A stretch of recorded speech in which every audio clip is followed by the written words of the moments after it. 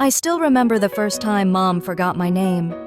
It was a Tuesday afternoon, the kind of day when sunlight falls softly through the kitchen window, touching everything with warmth.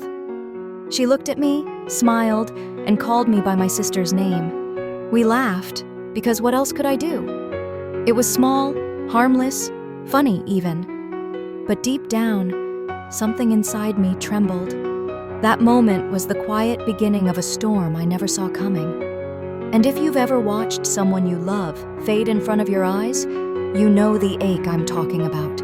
I grew up in a small town in the Midwest, where neighbors waved from their porches and coffee tasted better when shared at the diner on Main Street. My mom was the heart of our home, strong, witty, always humming an old country tune while making biscuits on Sunday mornings.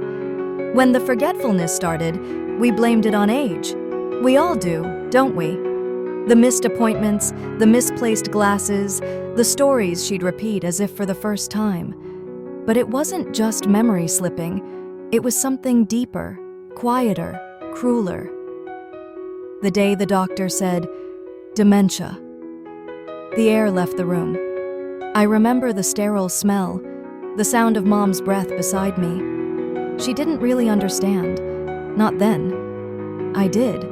And I didn't know what to do with that knowing. At first, I tried to fix everything. Color-coded calendars, reminder notes on the fridge, soft alarms on her phone. But dementia doesn't care about organization. It rewrites reality. There were days she'd look out the window and ask when her parents were coming home. Nights when she'd pack a small bag, saying she needed to get back to the house she grew up in. I'd hold her hand and whisper, "You're home, Mom. You're safe." Sometimes she'd nod. Other times, she'd look right through me like I was a stranger. The hardest part wasn't her forgetting. It was realizing that I was becoming her memory. Still, there were beautiful moments too. Like when we'd sit together on the porch swing and she'd hum that same old tune. I'd join in, and for a second, she'd look at me with that spark of recognition, like the world made sense again. It's strange how grief and love can live in the same moment. Caring for someone with dementia teaches you things you never asked to learn. Patience that stretches beyond reason, love that has to exist without expectation, and grief that starts long before goodbye.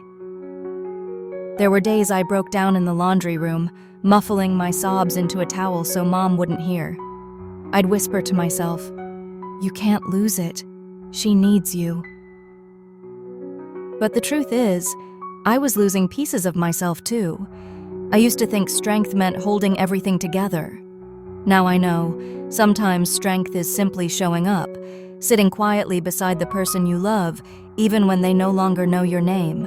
Mom taught me that love isn't about being remembered, it's about remembering. I started to notice small miracles, the way her face lit up when she heard the first notes of her favorite song, the way she'd still reach for my hand when crossing the street, just like when I was little. Dementia could take her words, her stories, her sense of time, but not her tenderness. And maybe that's what love really is, something the disease can't erase. If you're walking this road, if you're caring for a parent with dementia, I want you to know you're not alone. Here's what I've learned, gently and painfully, along the way. Routine is love. Familiarity brings comfort, even when memory fades. Keep the mornings slow, the music familiar, the meals simple. Presence matters more than perfection. They may forget your words, but they'll always feel your tone, your patience, your warmth. Find your tribe. Support groups, online communities, neighbors who understand. Connection keeps you from breaking. Take care of yourself too. You can't pour from an empty cup. Walk outside. Cry if you need to. Laugh when you can. Remember the person beyond the illness. They are still there, somewhere beneath the confusion, waiting for your voice to reach them. Some days will feel impossible. Some nights, endless. But between those moments, there are small glimmers, tiny reminders that love endures even when memory does not. Last week, I took Mom to the park. The leaves were turning gold, the sky clear and endless. She looked up at the trees, smiled, and said, "It's beautiful here, isn't it?" For a second, it felt like old times. We sat in silence, holding hands, watching the wind move through the branches. She didn't know my name that day, but she knew love. And maybe that's enough. Because love, I've learned, doesn't need to be remembered to be real.